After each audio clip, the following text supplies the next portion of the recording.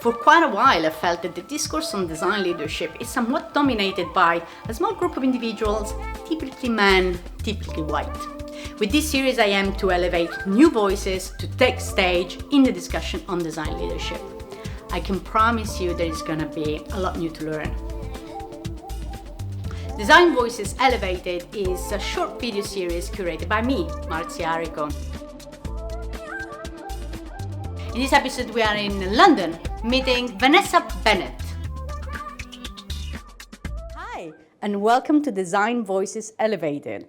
I'm Marzia Arico, and today I am with Venessa Bennett. Hi. Hi, Venessa. Hi, how are you? Very good. How are you? I'm good, thanks. Where are we today? We are in sunny London. Yeah, it's true, actually. Ironically. And yeah, we've borrowed some offices to have a chat. Yeah. So tell us about you. What's your story? So I am a design leader. I've been working in design for 15 plus years. I've stopped counting. And I'm a speaker, a writer, but most importantly, I really enjoy mentoring and helping young designers and emerging leaders. Mm-hmm. And that's a lot of what I do. And I'm currently at Dye Durham as a UX director. Okay, nice. Can you tell me a little bit about your getting into design? How did you get into design? Did you study design or did you discover design later? Yeah, so I feel like my story is really quite boring because it's very traditional. So I went to uni, studied graphic information design at University of Westminster, and then I've just been passionate about design since then, and just started as a junior, worked my way up, discovered digital when it was coming through and emerging as a kind of subject area. And then I was just like, oh, okay, this is interesting. What is this? And then decided just to get into digital. Back then it was digital design. Then it changed to UX UI. Now it's product design.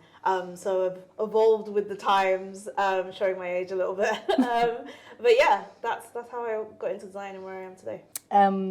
So I'm really interested in your profile because you come from a digital product kind of background, while I come from a more service strategic background, and I do work with product people, but more as one of the stakeholders I deal with.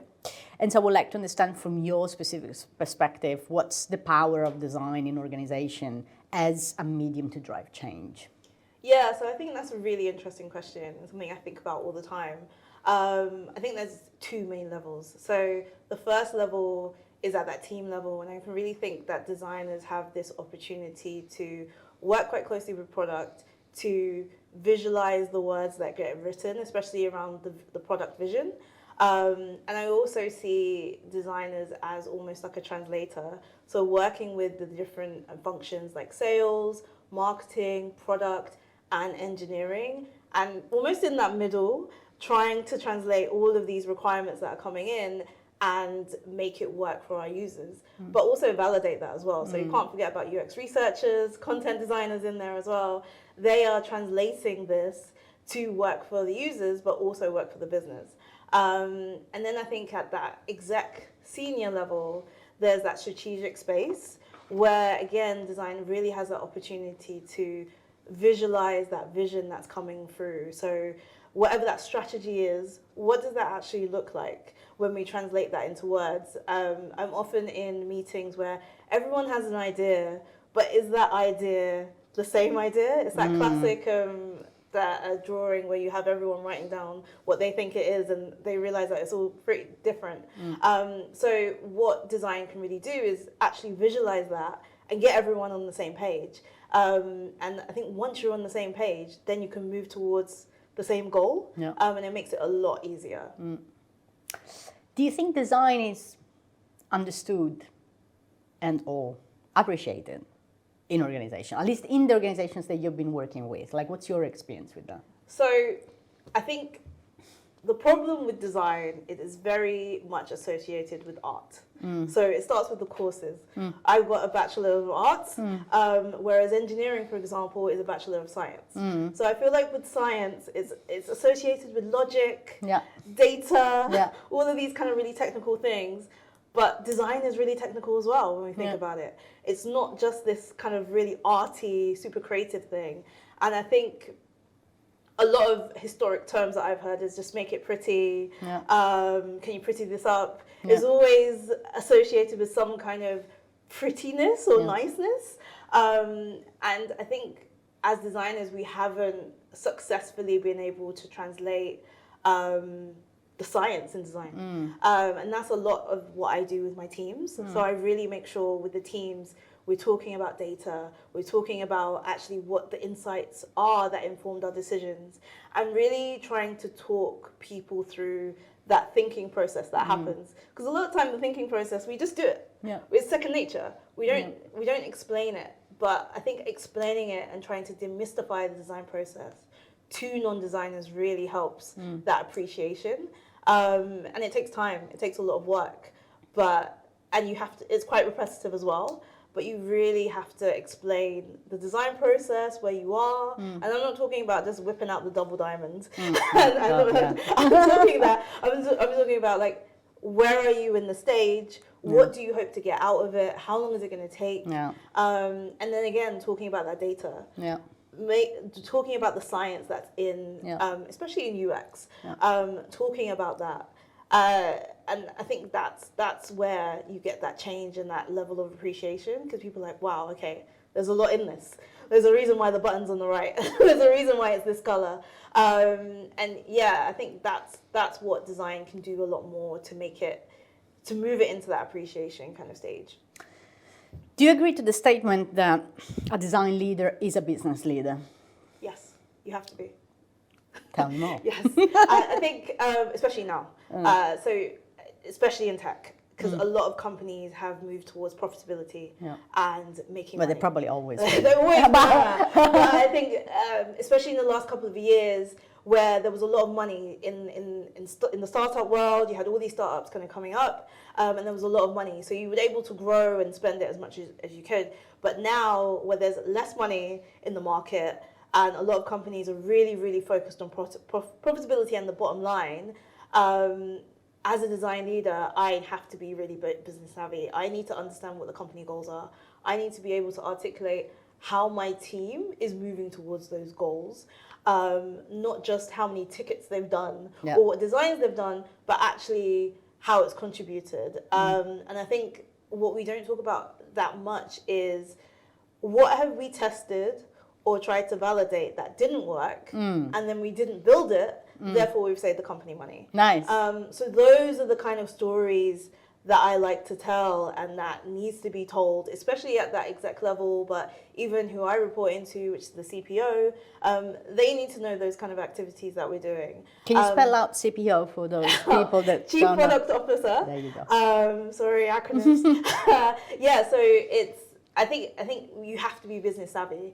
You have to constantly be talking about, okay, what my team has done. And I'm not talking about utilization, because I think some design leaders have gone down the utilization, design ops route. I'm talking about actually strategically, business-wise, commercially, how has the team contributed to that bottom line? Can you give us a few examples? Oh, okay. So previous examples, in my previous company, we actually used the research team at a strategic level. So really working with our commercial stakeholders on what themes, what goals are they thinking about doing. So one piece of research we actually did was to understand the returns process. So it's an e-commerce website, so it was understanding the returns process. And a lot of the processes were quite manual. And we identified areas where they can improve that process, areas where they can almost automate that process. And what I quite like about this example, I'm not going into too much detail, but what I like about this example is we didn't actually have to design anything. We identified where we could have improvements in the processes, and actually help our end users as well. And I think that's the power of design, that's the power of research. And then we were able to identify in the OKRs and some of the metrics that came through, how we actually contributed to meeting some of those OKRs. And then what we did, so part of it is doing the work, Then the other part is publicizing it and what I call design PR. So all my team, I know that I'm really keen on design PR, especially in remote companies or hybrid companies. So the other bit is like promoting this. So I'm going to who I report into, here's what we've done. We're also doing a design newsletter as well, so really publicizing it across the business, but also talking to the CTO, so the Chief Technology Officer, as well. So he's the ultimate decision maker for the org, and making sure that they're getting visibility on some of the stuff that we're doing. And we're constantly collecting examples of this. So it's part and parcel of what we do, constantly collecting those examples, constantly sharing them. So either sharing them on Slack, we have a Slack channel, we share them on Slack, sharing them with the people that I report into as well at my level. But also for the team, having those success stories is really good for just morale and team vibes. Because a lot of the time you have this impression that we're doing all this work and it might not necessarily make an impact, especially because a lot of the work that we do is upfront, and it happens quite far up the process compared to when it actually gets delivered, because it goes through engineering and then it goes into the ether. So being able to track that thread, which is design, and being able to report on it or be able to talk about the success stories really does help the team, and the team can see the difference. Do you think that your team understands the link between the work that they do and the overall objectives of the organization? I make sure they do. It's really baked into the way we do things and the way I run my teams. It's all about those business objectives and being data driven. Two key things. You have to be. Otherwise, you're just doing pretty things. And that's not what I'm about. Nice. Okay. I have another question. Like, you at one point you mentioned that you eventually report to the CTO. I've worked with design teams that are positioned to report to very different kind of functions. So, for example, in operations or in marketing, what's the and I, in my perspective, the place where the design team is allocated really, and therefore, like the kind of values that the function carries, really taints, if you like, the kind of nature of the design team. So what does it mean actually to be in the tech organizations reporting to the CTO? What do you think actually what's the consequence of that? Oh, interesting question. I think it depends on the type of profile. So my previous company, it was very engineering led. So design it was understood as important, but not as important as engineering. So it almost kind of felt like you're fighting this constant almost tension. Which again, that's where the design PR piece comes into play. I think in my current company now, I'm lucky to have a CPO that I report into that really gets design, really understands it. So that fight that I'm used to always having, I don't really need to do that. But it's more around, okay, so we're here, what are we doing? Constantly talking about the work and the stuff that we're doing. So it does depend on that shape. But what I will say is, again, going back to that design as a translator, it's all about trying to bring in people to just bring in people that actually have those different points of views, especially from users. So working quite closely with marketing, working quite closely with sales, having those kind of conversations, because marketing have a view and an understanding. There's always an insights person in marketing that's done loads of surveys, so they know some information. But also sales, they're always talking to customers. They're on the ground, so they also have some information as well. So trying to work with them and understanding their view, as well as bringing together your information from your testing, you're speaking to users, just makes things a lot more richer and breaks down those silos. So I'm almost like, I don't care where I'm positioned. I'm gonna work out who are the key people I need to talk to, who are those influencers, but also who's gonna help us design and add depth and richness to our designs with data and information. Nice.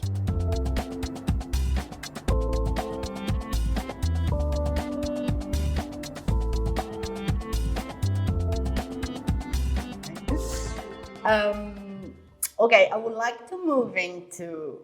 you to talk us about a moment in your career that changed everything for you? Oh gosh, coming up with big questions. Ooh, I think it was probably when I decided to do more of my speaking and putting myself out there. So I've been writing my blog for probably about 3 years now, and I've been writing it but not publicizing it. So I did that for about a year. You published the blog Published post, it. but didn't. I didn't share it. I didn't tell anyone about it. And one of the things was I just wanted to get comfortable with writing. I've never been super confident with my writing or my grammar. So I was just writing and publishing. And then my therapist actually was just like, you need to share. And I was just like, what? And it just took a lot of, it's just really nerve-wracking, I think, when you put content out that's personal and it's very close to my heart because it's me writing and my thoughts. And sharing it on something like LinkedIn, which is such a big platform. And also sharing it with close family and friends and stuff like that. And I was just like, what? I never do this. And I think that was the biggest thing of just stepping out and doing it and sharing it. And I think as a designer, I always think of every scenario and focus on the worst ones, the worst case scenario. So I was emotionally prepared for the worst case scenarios to happen. And actually, I just got really positive reception from it. And I'm like, okay, cool, no negative at all. I was expecting people to correct my grammar or something like that, but nothing like that happened. And I just kept continuing doing it. And then from there, the writing led to speaking and doing some speaking gigs. And I think the more I did it, the more confident I did with my voice, but also shaping a lot of my views. I really enjoy speaking because it means that I get to meet designers and really share their problems that they have and obviously share my advice of what I've learned, but really understand what's happening in the industry and understand that a lot of organizations are going through the same things and the same problems. So yeah, I really enjoy it. Actually, I didn't think I would enjoy it that much. I'm not one of those people that like to be in the spotlight. I'm very introverted. Oh, no, she doesn't. Not at all. In a red dress. I'm very introverted. If you speak to my mom, she's just like, when you were younger, you were such a shy person. And now I'm just like, I'm speaking, I'm writing, I'm doing all this stuff. And I think what really helped me is I didn't think about it. I just said yes and then did it. I didn't think about the what ifs or the negative scenarios. So it really took me a while to just get out of that negative space of, it's really useful when I was a designer because I get to think of everything. But actually when you're trying to put yourself out there or you're trying to progress, the negativity doesn't help. You just need to I was just focused in on where I needed to go and what I needed to do. And I think that's what's really helped me raise my profile in the design industry, and also just speak to loads of people and increase my network. Nice. So I mean, I know that this is something that a lot of people struggle with. So what would be your advice to someone out there who's thinking, oh, I have nothing interesting to say, or I'm not like a person to be on stage? Like, what would be your advice? I think start forming your thoughts.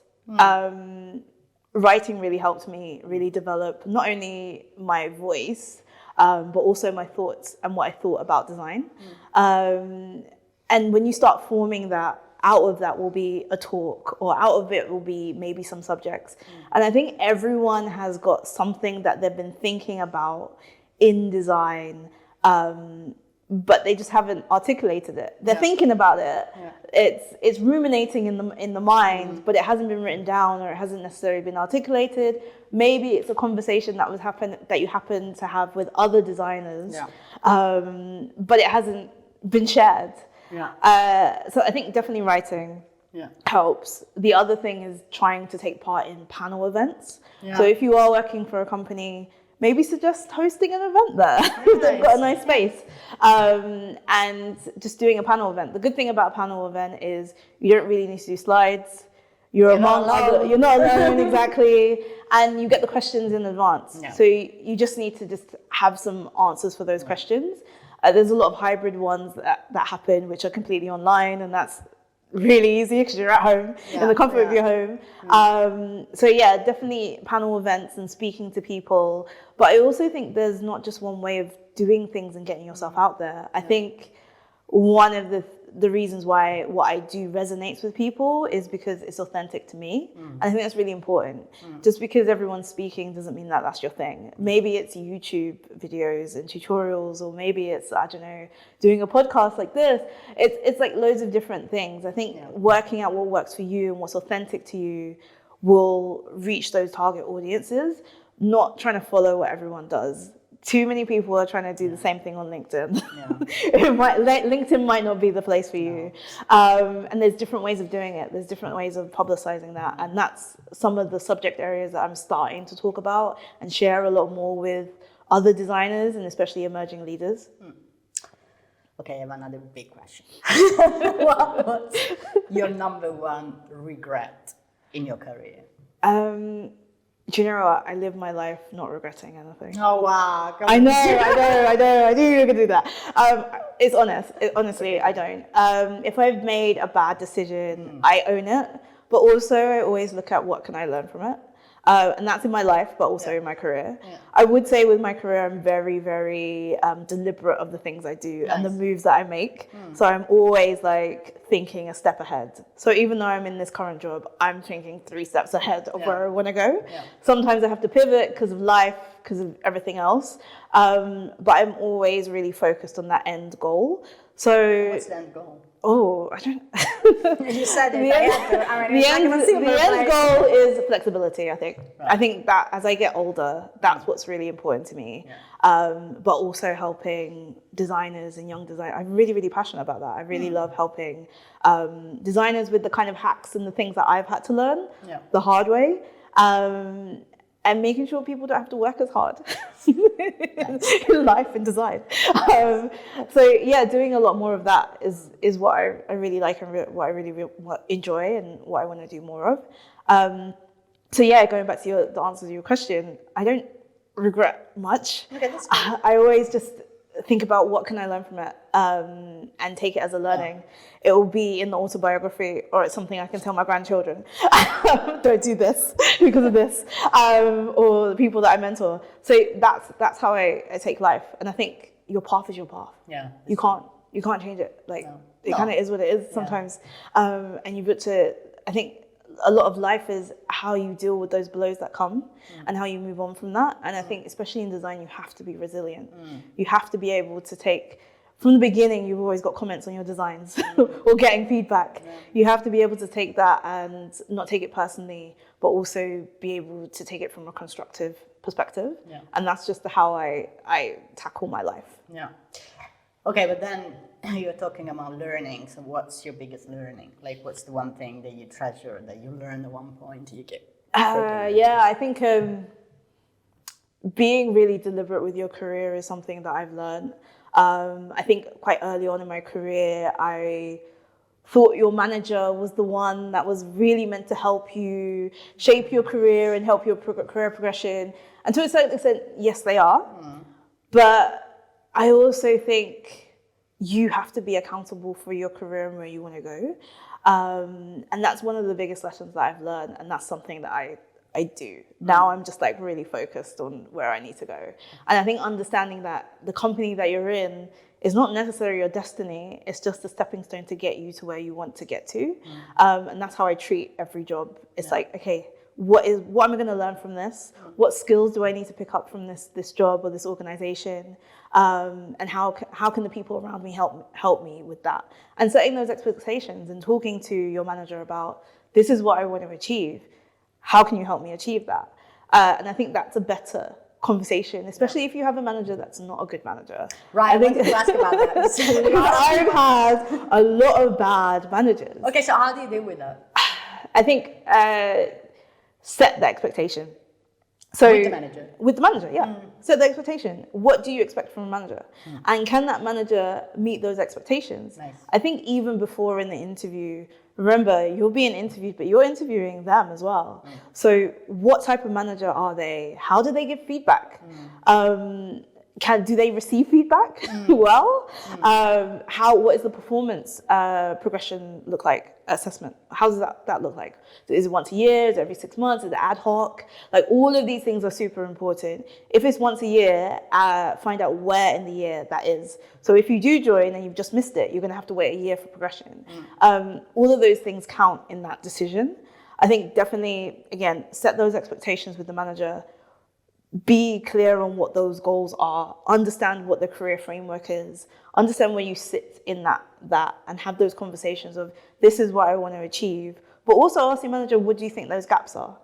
I think the other thing is trying to be evidence-based as well. So if your manager, make sure your manager is gathering feedback from the people that you actually work with, cross-functional peers, and get those opinions, and kind of almost pool it together and understand how you're performing. Because I think the other thing is it's not just about the kind of the craft of design, it's also the soft skills that are really important, especially as you progress.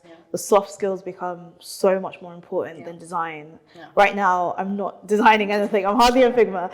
A lot of it is talking to people and having conversations. So those soft skills are really, really important, and making sure by getting feedback from other people you work with who are non-designers is really important to make sure you're really building those soft skills. I receive a lot of questions from practitioners that are at a stage where they have to decide when becoming a manager or staying where they are, basically. And the question is usually, oh my God, shall I take this role? But what does that mean? Will I lose my craft? Will I lose myself as a designer? I will not design anymore. So what would be your advice? Yeah, I think and I struggled with this, right? So the biggest struggle, especially when you go into those management roles, is your output changes. As designers, our output is always designs. And that's what we're used to. So you're used to it for a good amount of years, and then all of a sudden you're a manager, and then it's just like, okay, so what is my output? And actually your output is enabling your team and what your team produces. So it's a bit of a mindset shift. I think for someone who's thinking about, do I want to go into management or do I want to stay as more of an individual contributor? I think it's get involved in mentoring. Understand what you actually enjoy. Because the management side of things, there's a lot of admin. It's not just the mentoring side of it. It's how you're going to organize your team, the workload. And I actually enjoy that. I'm quite an organized person. I quite enjoy that side of things. And it's almost working out what parts of management you actually enjoy. So is mentoring people enough for you? And if that is enough while you're designing, I'd say definitely stay down that individual contributor role. But if you are interested in some of that business aspect, or maybe the more admin side of things, and are comfortable with not actually physically designing, but designing from a different space. So in the design process, I really like that conceptualization space and the really like getting under the detail of the problem. So that's why I'm really comfortable with my role, because essentially that's a lot of what I do. So I really enjoy that bit. But if you're a designer that really enjoys the crafting of the designs, then maybe management might not be for you. But also I think there's not one model of management and leadership. Exactly, this is what I wanted to get to, actually. There's not one way to do it. And I think a lot of people think, oh, I need to be like this, or I need to be like Steve Jobs and all these other people. And it's like, no, you don't. You can shape it however you want to, whatever works for you. Because also my team, they're all different. They all have different preferences. They all have different ways of working. And I have to adapt to that.